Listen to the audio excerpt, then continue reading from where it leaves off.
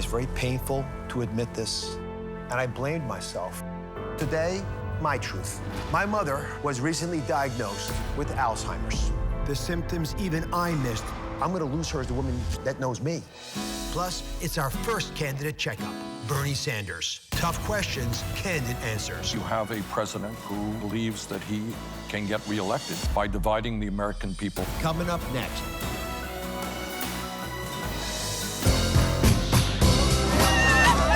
Are you ready for season 11?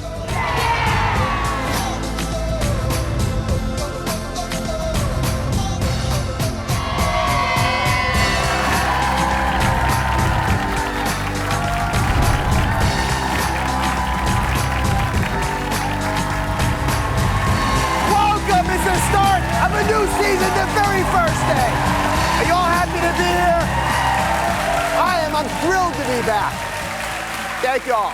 And what I love the most about this show is that we always tell you the truth.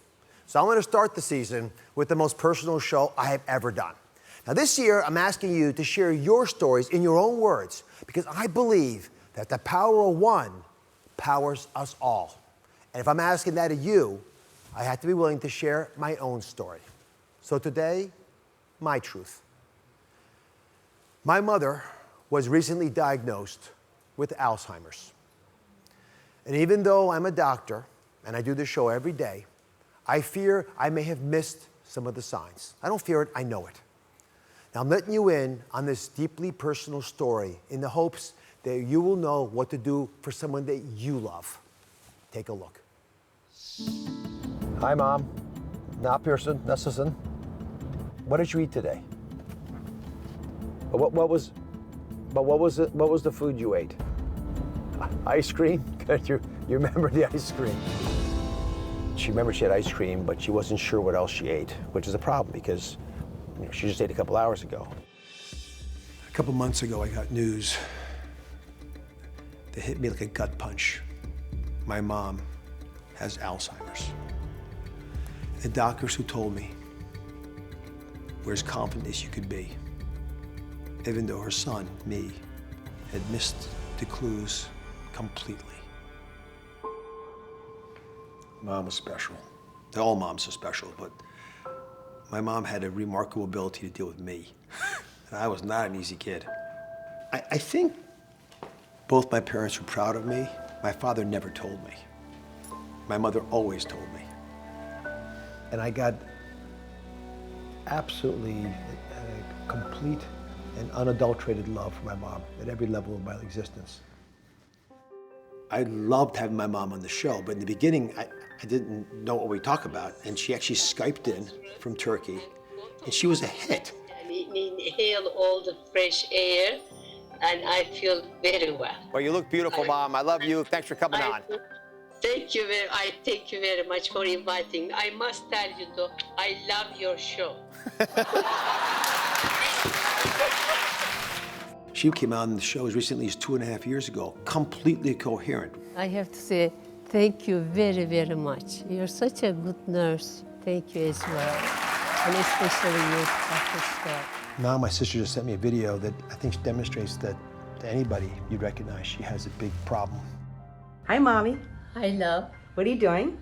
I am making up my face, so I wait to get prettier, more prettier and prettier. And then I will go with my mom. She says she's going with her mom, who died from Alzheimer's. But you can see why, as a caregiver, I get worried.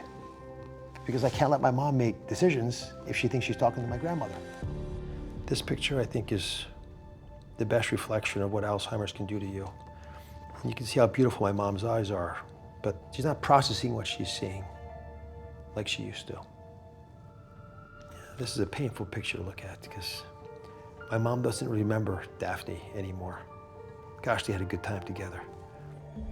I think anyone who has a parent with Alzheimer's has a bunch of conflicting emotions. One, you're upset and sad at the loss of your parent, but also you're wondering if you're seeing your own future. So you're worried about that as well. He's grateful for the days that he has now that she recognizes who he is, because that's not gonna last. I call my mom almost every day, only for one reason. I know I'm not going to cure her. I'm calling her to tell her I love her. All right, Mom, I love you. I'll call you again tomorrow. I want to share this journey with you because in learning, there is teaching. I asked my good friend Maria Shriver to be here today because she has walked in these shoes. Her own father, one of the greatest Americans, man who shaped this country, Sergeant Shriver, was diagnosed and eventually succumbed to the disease at age 95.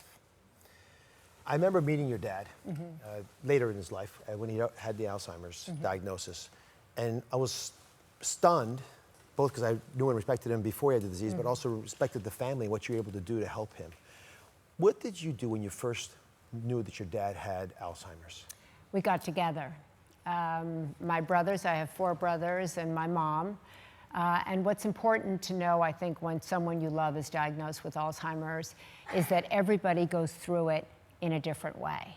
One of the things I think that my brothers and I did well that I often advocate for, as you know, I've started a nonprofit to bring attention to Alzheimer's, to bring attention to the warning signs and fund research into understanding the disease, but is also, my brothers and I got together and we did a weekly conference call. And we got on the same page. But I would want to know how you're doing. You're approaching this, I know, from a teaching place, but I want to know as a son, because we're children of Alzheimer's. I'm only teaching it because I spent a lot of time processing it. And I love my mom dearly. I am here because of her. She was able to get across the way to feel about life in ways that are unique, and to watch that wisdom, the shine in her eyes, because she has beautiful eyes, begin to cloud over. It was very painful. And I blamed myself because I realized that if I had found it earlier, it could have helped certainly delay it, install it. The clues were there. She wasn't understanding what was going on. So many kids say, I blame myself, but I don't know that blaming ourselves does anything. And that actually stepping in and trying to find some sort of support system for you actually is the great thing, and then using this as a teaching moment. What do you want people to know from this moment?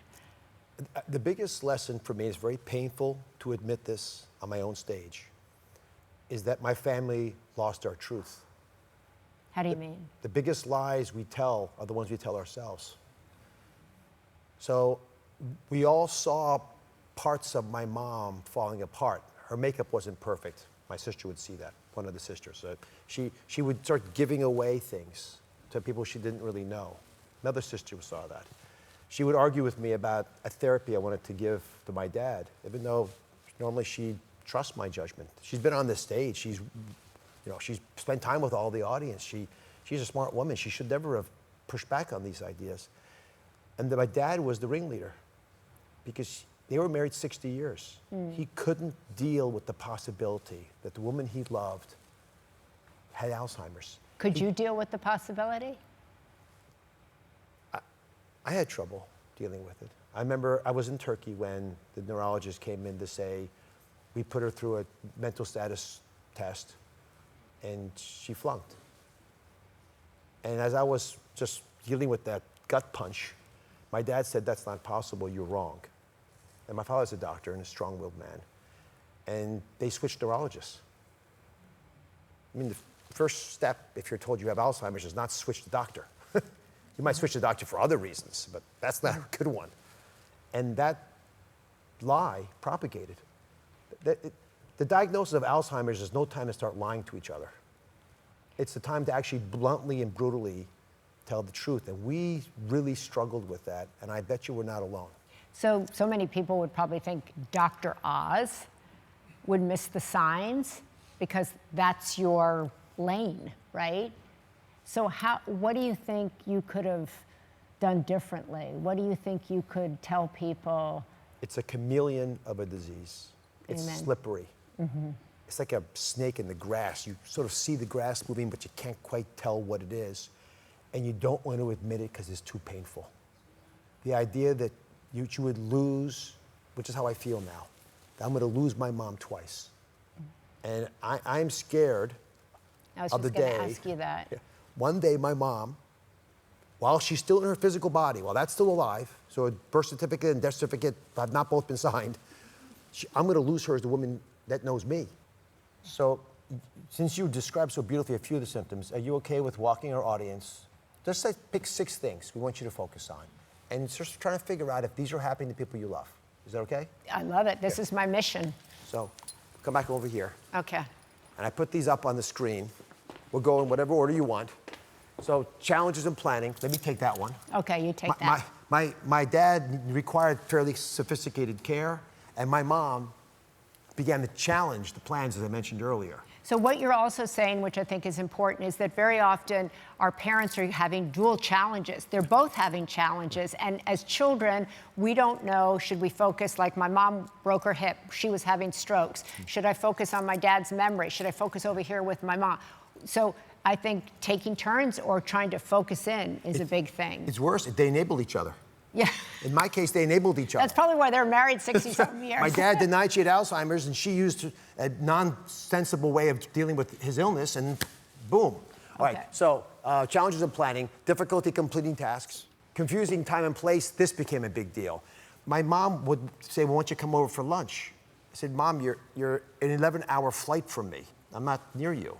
But it was so episodic, I just thought she was sleepy or maybe taking a sleeping pill or something and just missed one point. But the third time, I should have woken up to it. At that point, it became that combined with this was what finally tipped me off that there was a problem. Trouble understanding visuals. This is the kind of thing where, mom says, move the sofa into the corner. You say, Mom, that sofa's not going to fit in the corner. Mm-hmm. Not being able to do the spatial math that we all do naturally. Did that ever happen to your dad? No, that didn't. But my dad started doing a lot of repetition. So that's a problem with words, right? Mm-hmm. In the tape, my mom was trying to find the word for beautiful. And she just kept saying pretty instead. But I know that's not the word she was trying to find. And finally, misplacing and losing the ability to retrace your steps, which wasn't a big issue for my mom, but it happens to a lot of folks. So how do you kind of put all these together, and what is your lesson to your overall family and your TV family? So I'm going to share with everybody, as honestly as I can, the trip that my mom's on, the things that I'm going to do, and most important, things you all need to do, right? These are just some of the things that our daughters and our sons and our friends and our neighbors should all be looking for. Anyone can pick up on these things. But if you don't talk to each other, you sort of feel like you're the only one, and you don't want to accuse your friend or loved one of having Alzheimer's, so everyone keeps their mouth shut, which is what happened in my family. Every family will cope differently. Yes. My pledge this year is the power of one, because each of us has the power to start the ball rolling. It's going to be nerve-wracking, right, to be the one who says something's wrong with Mom. It's downright frightening to know that this hereditary gene may be lurking in our own bodies, as it is in me. And trust me, I know. My family's going through this right now, and so am I. But there's power in getting it out, right? Calling it out, letting it known, get early intervention, because it makes a difference. It will. Even prevention is possible. And you're not alone. We are all caregivers to someone because we all ultimately care. All right, so since I got the news about my mom, I've heard from others who have walked in these shoes. Take a look. Breathe, believe, receive. That's what we say. So breathe in the faith that you're going to get through this thing. Believe that hope and optimism, well, they're your co-partners in caring. And receive the help from the community and so many who love you and want to be there for you. People like me. It's heartbreaking, but you have to stay strong through this. You move forward with love, and to show the love that you have for your mother to her every chance that you get, to be present with her, and to continue to share your experiences with the world. I am so grateful for all these beautiful messages of hope and support, not just for me, but for all of you watching at home.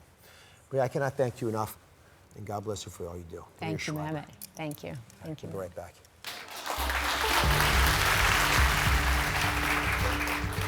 When I come back, we're going to find out what my risk of Alzheimer's is.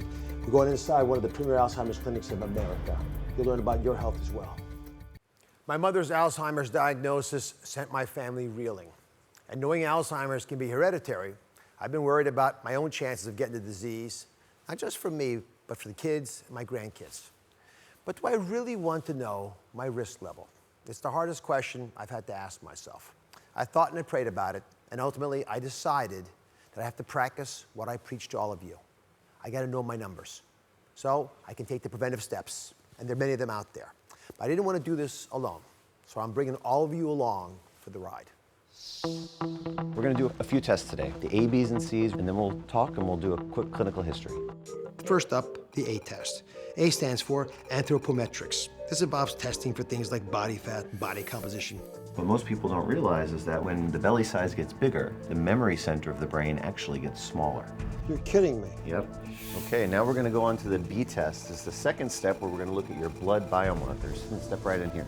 They draw blood and look for things like my inflammation and metabolism, cholesterol, and my genes. Okay, one tiny prick.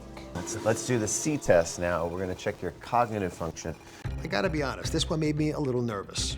I was asked questions about remembering words and matching up pictures, and it even tested my sense of smell. It smells like lemon to me. Can I ask you, what does smell have to do with Alzheimer's? Why was I smelling those cards? Well, understanding what the smell was and remembering the name of the smell is part of assessing how the brain is working in terms of memory function. And finally, a really detailed clinical history. What was your class rank in high school? Second. Second? My best friend beat me. Oh, that guy. Did you play sports? I played 3 sports in high school. I was a linebacker. And I had 2 concussions. How often do you exercise? What do you do? I do yoga every morning. We also reviewed my mother's MRIs of her brain. So if you look at the brain here, the brain's gotten smaller. There's a part of the brain called the hippocampus. You can see here is there's these a little bit more extra space, these white fluid-filled spaces over here, and then this part of the brain here, it's called the gray matter, has gotten a little bit smaller than what we would have liked. And this is where memories are stored. We just went through an extensive testing. How long until you can tell me what I should do? Well, there's a lot of information to digest. Let's go through it, and I'll tell you on the show. If you want to try the at-home version of the same cognitive Alzheimer's test I took in the lab, go to the website on the screen right now. We're also going to post a link on Facebook. Please share it with the people that you care about. Dr. Richard Isaacson is here with my results. I want you all to pay attention because you can ask your doctor for the exact same test that I took and take advantage of the advice that I'm about to get here. We're bringing you the best in the world. So let's start with the physical tests. How did I fare? Well, Dr. Oz, you ready for the results? You did great. You get an A+. Your muscle mass, your body fat, it's excellent. You're doing well. You're doing well so far. But despite the fact that my genetics aren't ideal, this is a bit of a help. You're doing well, but let's talk about some of the other information now. That's a bad sign. You get it.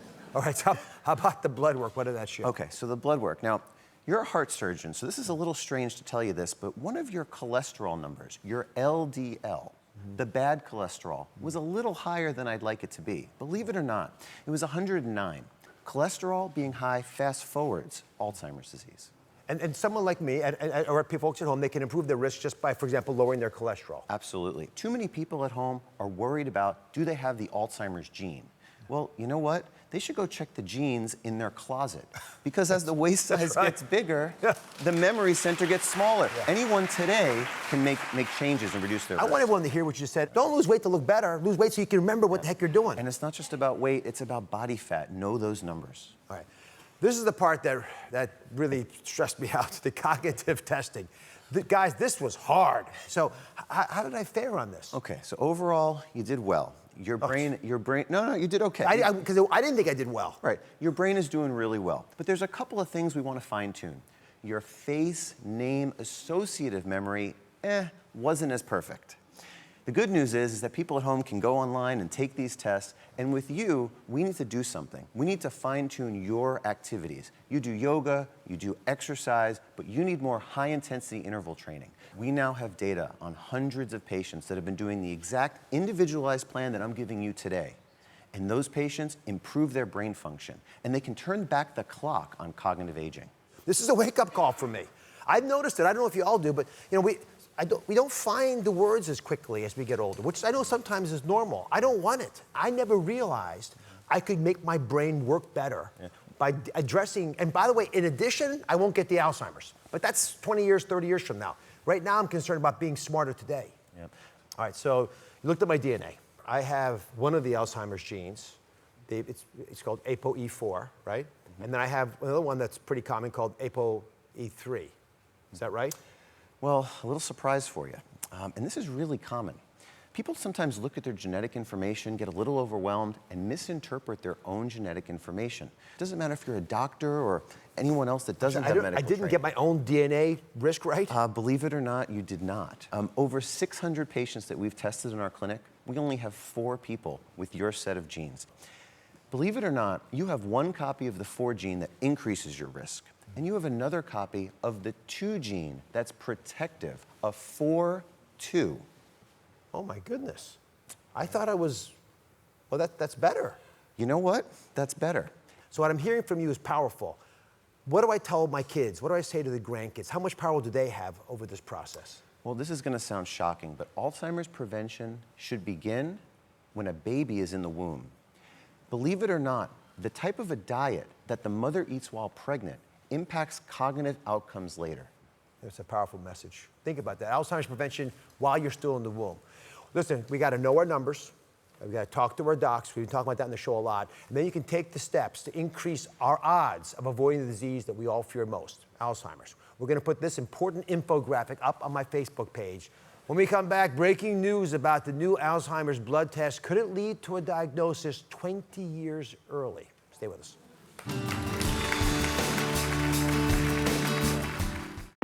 Wendy Williams. Raw, real, and not holding back. I will get married again. There will be a prenuptial agreement. All new Oz. That's coming up on Wednesday.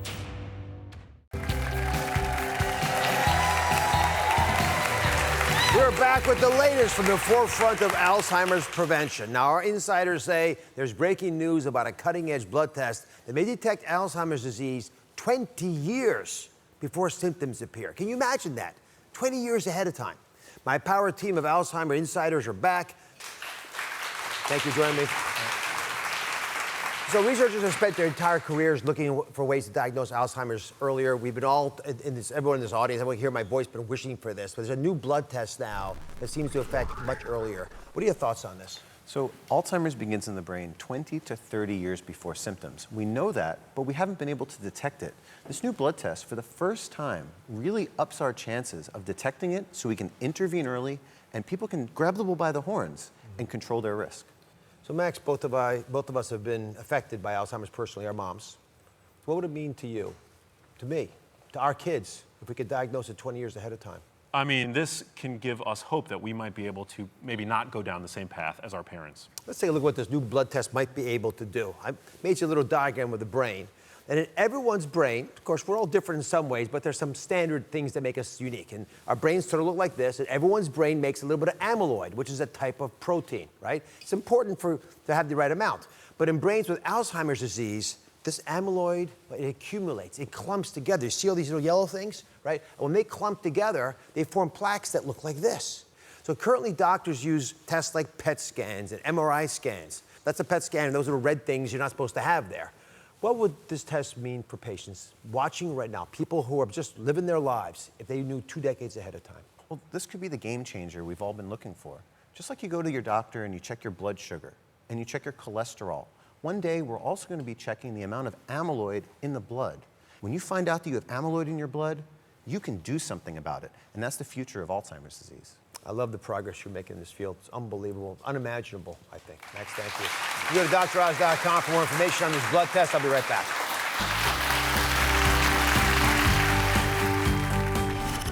Up next, our first ever candidate checkup with Senator Bernie Sanders. We're going to be talking about all kinds of things: healthcare, prescription drug prices, how to stay healthy. On that note, it's a little biopsy of your health. What did you have for breakfast today?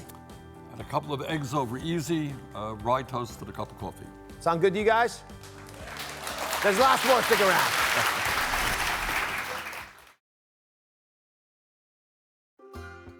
Before you vote for the next president of the United States, it's time to do a candidate checkup. I'm sitting down with candidates one-on-one to find out where they really stand on the health issues that matter the most to you. It's the interview you haven't seen. How will their plans affect your wallet and your health? And what makes them fit to lead this country as our next president?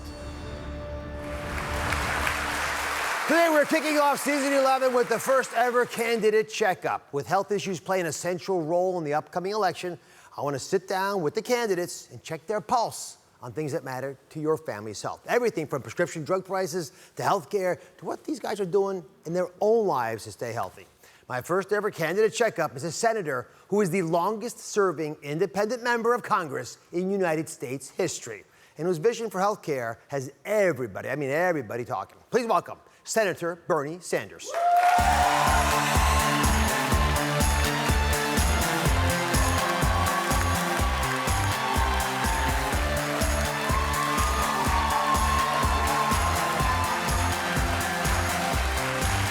Thank you for coming. My pleasure. Oh my goodness. Well, you're popular. Well, hope so. So let's, if I can, get into your health. To start off with that, because you're on the road all the time, doing something that folks half your age will get worn out by. It's physically demanding, mentally excruciatingly painful at times, I'm sure, thinking through all these different policies and issues. How do you stay energetic in order to campaign the way you do and ultimately, potentially, serve the rigorous role of being our president? I mean, that is a very important question. And I will tell you that being on the campaign trail is very difficult. You don't get enough sleep. You spend time on... How much do you sleep at night? Lately, probably 5 or 6 hours, which is not enough. So a campaign trail is really not conducive to good health habits. But what I try to do as much as I can is walk. I'm a big walker. When I was a kid, growing up right here in New York City, in Brooklyn, I was a cross-country runner and a pretty good miler, and I have good endurance. What kind of mile times did you run? 4:37. Are you kidding? Yeah, I was third in the city. All right. I don't know if you heard that. Senator Sanders was third in the city. There's a lot of people in this Indoor track, yeah, third in the city, and I was pretty good in cross-country as well. So I've been blessed with a little bit of endurance, and that's good for you. Good. So I look back at your medical records, the last set that we have, and you had reflux that had led to some laryngitis at the time. Yeah. Is that a pretty accurate status of your health today, by the way? I thank God. This is not wood, but I knock on something here. Yeah, knock on that. I have been very healthy in my life, and you know, I've had some issues, but basically, I've been healthy. So when you're traveling around eating food at county fairs, and you know, I've been to many of these fairs, it's hard to find healthy food. Does it exacerbate your reflux? No, that's, no, thank God, that's pretty much... You can tolerate all these foods, no, nothing. No, but, you know, the real problem, I'll tell you what the real problem is. We do a lot of rallies and town meetings. So you go out and eat at 9:30, and that's not a good time to eat. So that's one of the problems that we have. Well, you have the wisdom to realize that, which is good. Yeah, well, I have the wisdom to realize it, but that doesn't mean I put what I know into effect. You know, I end up eating too much, and that's not a great thing at dinner. The most important question I want to ask you today is to remind everybody that if elected, you would be age 79 when inaugurated, which will make you the oldest president to have ever gone through that process. Mm-hmm. Do you see a benefit of the wisdom that comes with 79 years of experience? Look, I think if people look at my life's work, which has involved standing up to almost every powerful special interest in this country, I think people will be impressed by that record. So, I spent a lot of time in this show bringing people together. So much of politics, which has become almost a religion in America now, seems focused on dividing people. How has our nation, just in your 77 years right now of life experience, how has our nation's ability to argue while still respecting each other changed? Well, I think the last several years we have taken a dramatic shift for the worse. And, you know, I don't mean to be overly partisan here, but I think you have a president who literally believes that he can get reelected by dividing the American people up based on the color of our skin, our religion, our sexual orientation, where we were born.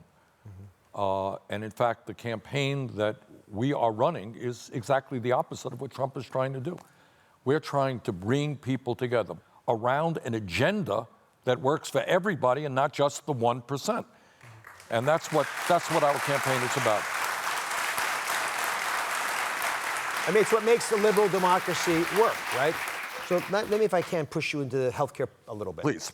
So voters say it's the top concern. Yep. Comes up all the time. You are pushing for a Medicare for all single-payer program. Yes. Where every American will be covered. Yep. And private insurance would be eliminated because you wouldn't need it anymore because you'd have basically Medicare as it exists now. Why do you think the current system that we have, the Obamacare system, is lacking? All right, let's talk thank you for that question. And let's talk about what goes on right now. First of all, I want everybody to understand that we are spending today twice as much money per person on healthcare as do the people of other industrialized countries. So what are we getting for this huge amount of money? What we're getting is 87 million Americans who are either uninsured or underinsured. And what that means, most importantly, is you do not go to the doctor when you should. You are sick, but you're saying, I can't afford the deductible. I can't afford the copayment. And the result of that is that 30,000 Americans die every single year because they don't go to the doctor when they should. Second of all, because so many people don't have doctors, they get their primary care through an emergency room, which happens to be the most expensive form of primary health care imaginable. Thirdly, and this is really quite amazing, in this country, every single year, 500,000 people go bankrupt because of their medical bills. And that is, in my mind, barbaric. So let me, Doctor, be very frank with you and tell you what the function of the current healthcare system is. Everybody knows it. The function of the current healthcare system is to make huge profits for the insurance companies and for the drug companies. Last month, I was in Detroit, Michigan, and I went across the border into Windsor, Ontario, to buy insulin with a group of people who were diabetic. Anybody want to guess what the difference in price for insulin was in Canada compared to the United States? It was 1/10 the price. So what does the Medicare for All single-payer system do? We do a couple of things. First of all, we say we're going to expand Medicare to cover dental care, which is a big deal, not covered, hearing aids, and eyeglasses. Second of all, is that right?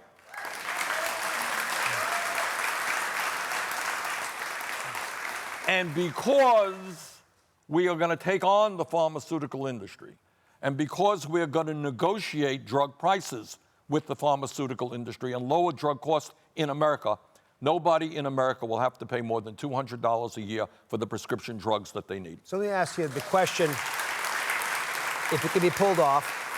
I should point out that about half the doctors in America support Medicare for all. Right. So it's a concept that's grown a lot among providers. Nurses, roughly same percentage. And do you know why, Doctor? I think you probably do know why doctors Explain. do it. Well, for two reasons. People go into medicine because they want to cure people's illness. They want to keep people healthy. And they are sick and tired of arguing with insurance companies about the type of therapy that they can provide. And they're saying, we want to treat patients the way we know that they need to be treated. And that's what Medicare for All will do. Okay, we'll be back with more from our first ever candidate checkup with Senator Bernie Sanders.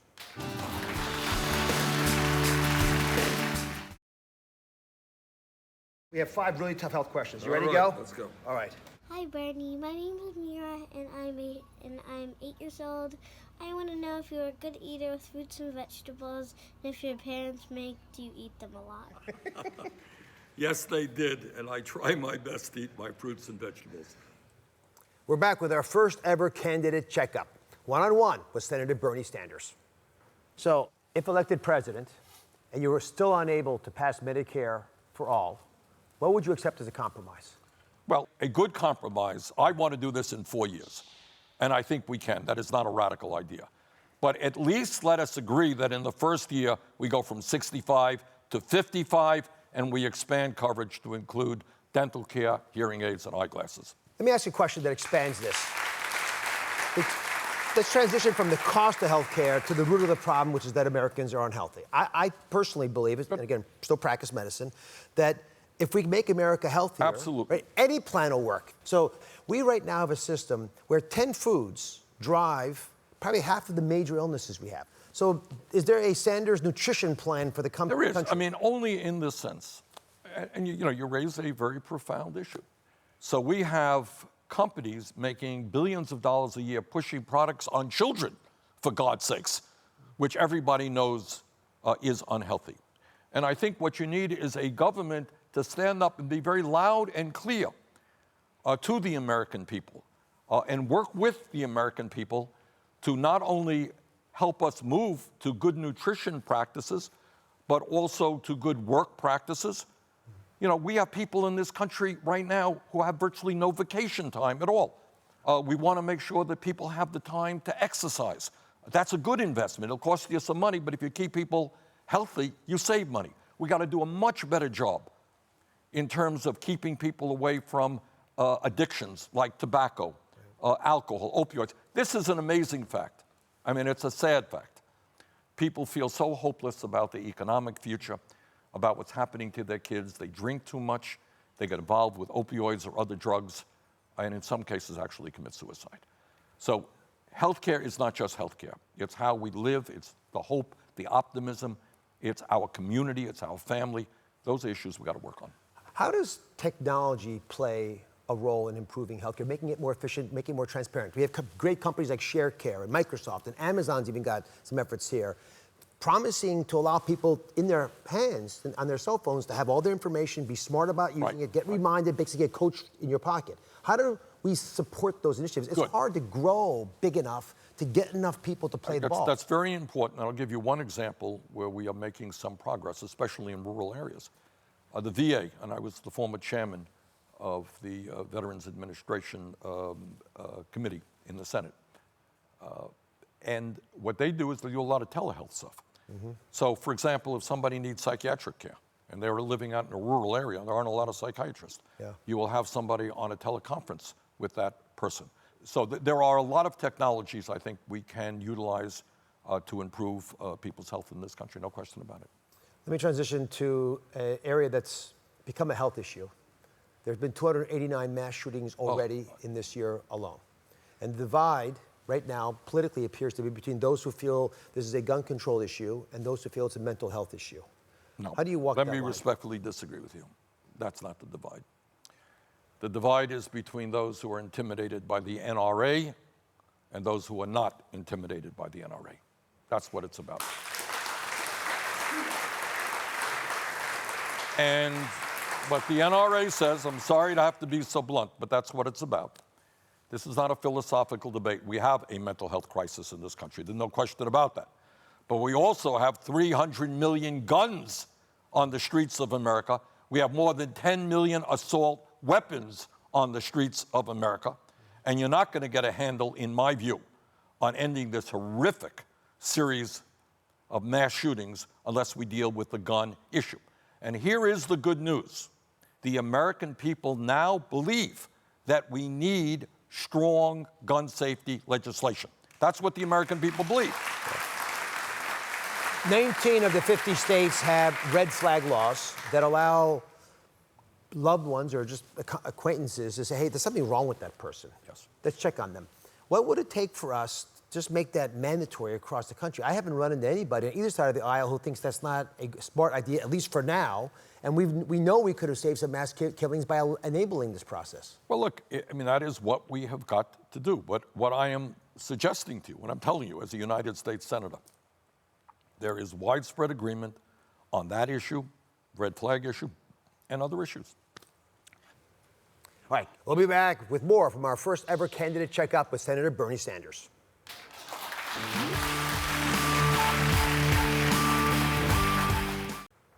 We're back one-on-one with Senator Bernie Sanders, who's kicking off our candidate checkups. So, you guys spend a lot of time talking about things that are uncomfortable with people, causes a fair amount of stress when you're around. Yep. So you have tactics that you've used to de-stress you. I understand that your grandkids are a big part of that. They are. And you shoot hoops, and have taught them, I understand, to shoot hoops a certain amount. But when I was a kid, I was a fairly good basketball player. And, how good? Well, the team that I was on when I was in elementary school here in New York City, we won the borough championship. Come show us what you did. Come on over here. God. We brought you your own basketball hoop. But you know, number one, let me be clear, that was a few years ago. Number two, I usually didn't play with a sport jacket on in front of a television camera. Well, mostly it was in a schoolyard shooting hoops. Well, we'll recreate it. I'll let you shoot. I'll play defense. I played in the NBA celebrity game this year. You did. All right. Well, then you're too good for me. No, I'm not too good. All right. Oh, he makes the move inside. I'm going to push you around here. All right. Oh! Bernie Sanders. Thank you. First ever candidate checkup. Thank you very much. Good luck to you. God bless you. Ball's yours. All right. We'll be right back.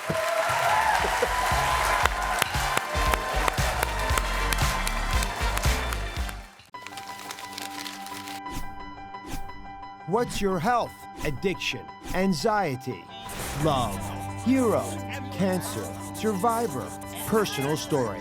We want to know. Go to the Dr. Oz Show Facebook group and upload your story so we can share your story on the show. Can you please help a sister out, Dr. Oz? All season long, we are celebrating game changers, thought leaders, and heroes fighting on the front lines to get the truth. You know who I'm talking about? I'm talking about people like you. Like you. This year, I want to give viewers like you a chance to share your story to help inspire others to bring about big change. There's power in the number one. It takes only one person to make a change. Are you ready?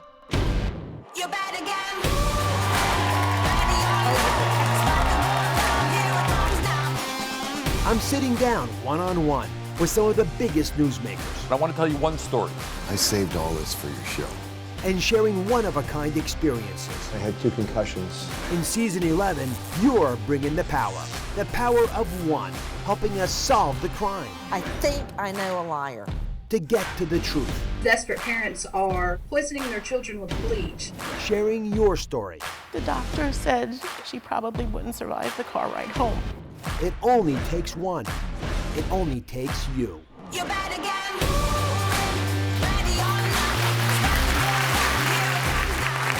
We can start by sharing your story. So tag me in your Instagram post and share videos of you telling me your story on the Dr. Oz Show Facebook group page. Now, I invite all of you out there to become part of my show this season to celebrate the power of one. Because I believe every single person has the power to shift our world in a meaningful way. In fact, it is only passionate individuals who have ever changed the world. You know how they do it? By pulling together. I'll see you next time.